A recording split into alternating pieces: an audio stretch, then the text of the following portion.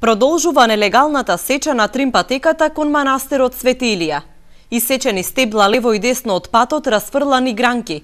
Се попуста останува на јубавата рекреативна патека на Струмичани.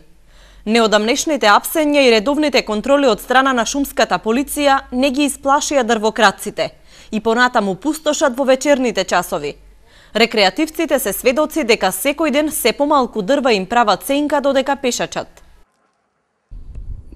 Моментално се не съм видел. А иначе пълно имаше много. Идат.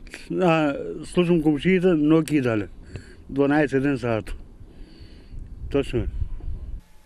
Професорот Трајко Витанов пак вели дека единствен начин да се заштити патеката е промена на квалификацијата на престапот, односно дрвократците кои ќе бидат фатени во нелегална сеча да одговараат кривично за уништување на шумите. По мене, бидејќи тука се работи за еден објект, тримпатека местност на Свети Илија, што представува, како што реков, едно природно богатство,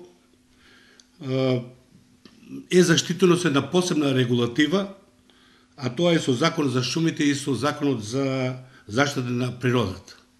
И таквата сеча која што е извршена на оваа место, според мене се работи за кривичен дел пустошење на шума и тоа по член 226 став 2 од Кривичниот законник, за кое што кривично дело е запретена казна од 1 до 5 години. И затоа лицата кои се заловени на лице место и кои што имаат извршено сеча проценето до 1 кубен метар